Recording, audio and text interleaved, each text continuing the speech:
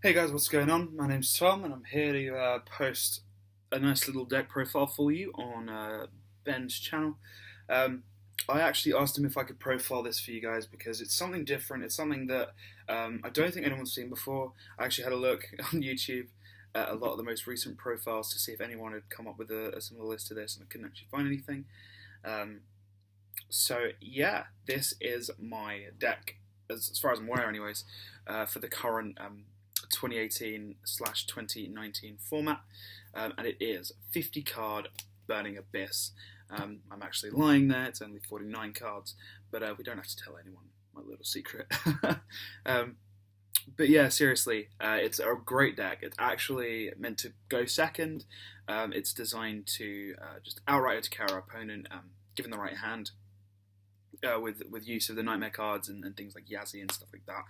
So we play cards like Destrudo, and it basically just like it basically just Gokis our opponent. It just does a lot of link plays when going second, and the deck still can go first. It still has a lot of like starter cards and extenders where we can just make Dante and make Beatrice and still sit on that and still kind of go helmet style where we need to. It now just has the added bonus of playing another 9 cards and just doing what it needs to do to win against other opponents. But yeah, I'm gonna try and make this one quick. If you guys wish to see a combo tutorial, then please do let Ben know in the comment section below. Drop a like, subscribe, hit the notification bell, and all that stuff that the famous YouTubers do and whatever. But yeah, if you would like to see a combo tutorial on how to make the big board, make your opponent lose 4 cards from their field, and end on a Boral Sword and potentially another monster, kill your opponent, then please do let Ben know, and I will try my best to make a combo video as soon as possible. But anyways, moving forward into the deck list, we are playing Hydrolander still, so we are playing 2 ofs of most of our cards, namely the hand traps being 2 Ash, 2 Bell. I'm not going to explain too much of most of the cards because you already know what they do, but my choice on Bell was because I just feel like it's the second best hand trap of the format, especially because Thunder Dragons are roaming around, they're quite strong. And there's just a lot of resources as well. If you open this and your opponent tries to call by the Graven, like your Dante or something, or just a card that you desperately need to resolve, you can always just bell them, which is great. So even having that card going second and not using it on your opponent's turn can reap some benefits, which is great. And then for the Burning Abyss monsters, 2 Farfa, 2 Skarm, and then the one-offs being Graf, Seer, Libic, Cowcab, Barbar, and Alec. We're not really utilising these as much anymore. They're basically here for the vanilla sort of play, making Beatrice and whatnot. Obviously, you can still do the Graf and Seer combo, which is still a really strong combo because you can make the Beatrice and you have so many targets to send off of it. You can do essentially whatever you want. But yeah, we just don't do it as often anymore. Most of the time when we summon Fiendish Rhino Warrior, we don't even send Graf anymore.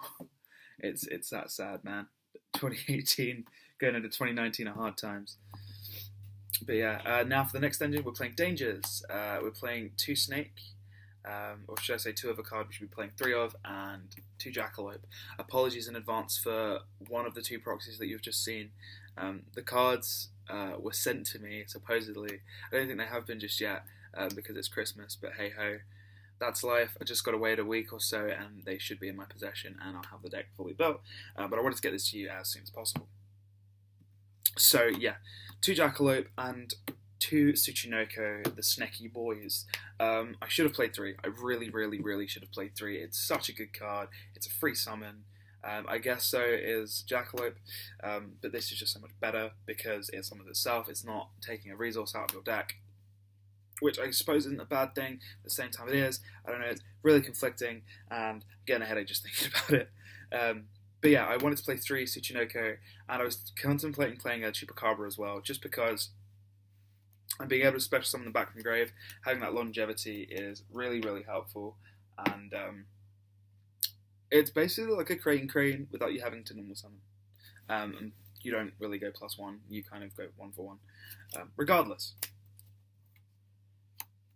For the starter cards, we're playing Tour Guide, 3 Fiendish Rhino, which is vital to open for this big combo, Terratop and Takatomborg, and that's all we're playing for the starters, or should I say for the primary starters. Obviously, these guys, their only priority is to start your plays. We obviously do have other starter cards, like you can consider any of the BA starter cards, so on and so forth. But they're also extenders and whatnot. Those are just very versatile cards. Their jobs are primarily, I can't even speak English, are primarily to start your combos. And yeah, oh, man, I'm still having PTSD from not sending Graph off of Rhino anymore. But yeah, on to our extenders.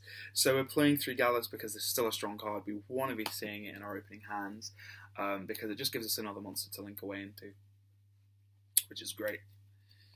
And then we're playing 2 Wyverbuster, 2 Collapse Serpent. This was something that helped us make Destrudo. Oh. Sorry about that. This was something that helped us make Destrudo. It was absolutely phenomenal. In testing, this just never ever became an issue, especially with having light targets. Like, we have enough light targets in deck now where we can just comfortably summon this. Okay, it means you might lose a Dante or a BLS, but it's not the end of the world. The reason we're playing 2 and 2 is because we need to see it. But only if we're opening the combo. Like, it's not vital if we don't see it when we're not opening the combo. But I feel like 2 and 2, we're basically playing 4 copies. We could play 6, but I don't feel like there's enough space, especially when we don't want to exceed 50 cards. Yeah, that's basically the only explanation I can really give. Let me know in the comment section if you think it's stupid. Leave a dislike on the video because, you know, I'm an idiot and I don't know how to play Yu-Gi-Oh! But I decided to make stupid decks anyways. Moving on, we're playing 1 Edged Sabers and 1 Snow. So this was a very odd tech choice, but I realised it was a level 3 Dark Fiend, which is great. Because it means you can summon this off of Tour Guide and then stack your deck with a card that you might not need, like a Snow in your hand. Summon it back. Make a Dante. Yeah. You can see where I'm going with this. It's also like pretty crucial to the combo. It's how you make Yazi, because you summon this and then you target this with a Destrudo Engrave and you synchro it off that way. So it's like pretty good, but it's not. I wouldn't call it a Garnet, although that's probably one of the 4 cards that you don't want to be drawing. Speaking of which, the other 4. So Destrudo, like I said, it helps make Yazi. We use Yazi to pop itself to pop another card, and obviously when it's destroyed it summons a worm, so we want to summon the Mare because tokens. Any card that makes tokens is broken in this format. We already know this. So, Mare. And then the Ibli. So, this isn't actually a Garnet. It's not bad if we draw it, because most of the stuff that we summon anyways is a special summon. So if we link play and we like do the shenanigans, and we still have this in hand, we can just normal summon it, bring back a link monster, and that's another 2 materials to make anything we want, essentially, which is great. Rounding off the deck, we are also playing 5 Kaijus, because we just want to stop our opponent. This is basically your auto-win button against Sky Strikers. Obviously, a lot of people know what they're doing nowadays, so when they see a Burning Abyss player, they're already going to try and get their monsters off field. And we don't really have an answer for that, but what we do have are Kaijus. That's kind of what we got. Aside from, obviously, the double BLS, because we're playing Hydralander and he's not our boss monster anymore, even though 2's enough. And then the Big Daddy himself, the Big Daddy of the main deck anyways, 3 Hydralander. It's such a good card. I don't think I need to explain to you, you know, watching all the various tops and stuff with Hydralander in the deck. I'm pretty sure it's the most standardized build now for BA is just playing Hydralander because it's just such a strong card. And the fact that milling through is a cost, and then you can choose to respond with Snow is phenomenal. It's so good. Yeah, lastly, we're obviously playing the 3 Sekka's Light because it's part of Greed, and we don't need spells or traps, any other spells or traps, I should say, to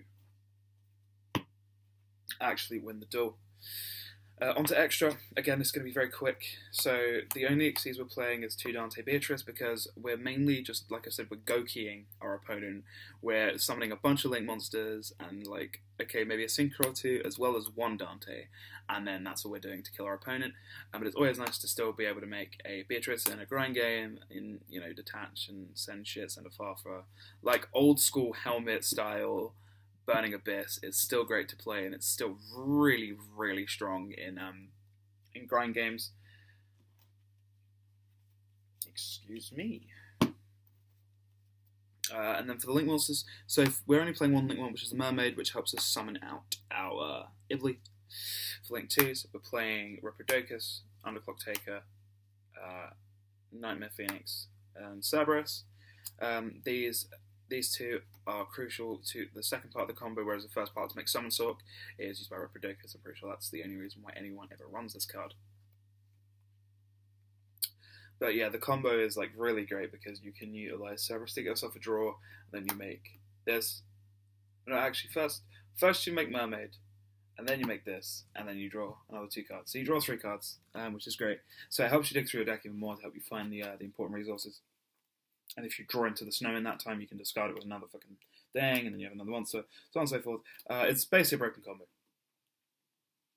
To finish off the 3s, we're playing Summon Sork and Curious.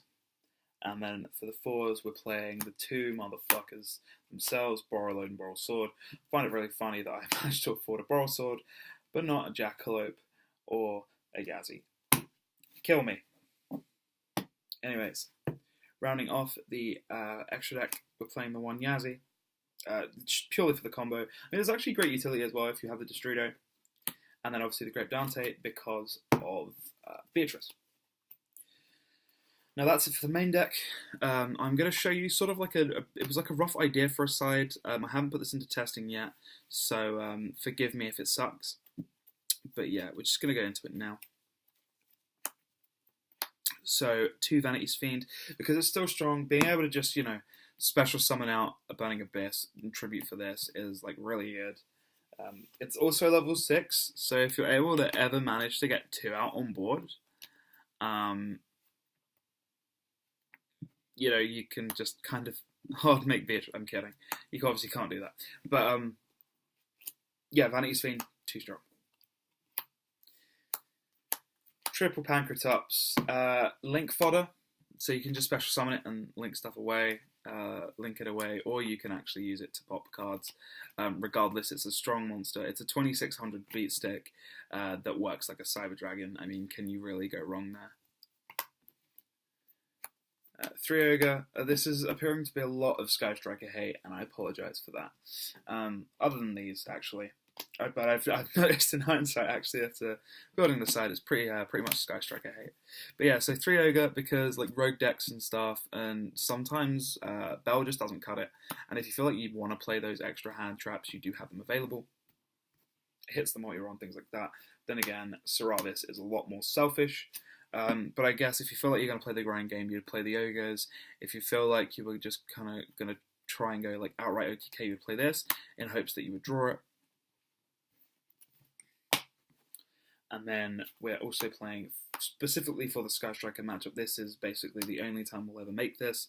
The 3 Rescue Cat, the Elephant, and the Cheerio Beast. I feel like this is the only time we make it. I don't think there's any other decks that are really prominent at the moment that are just playing a bunch of spells. So I wouldn't feel the need to, use it any other way.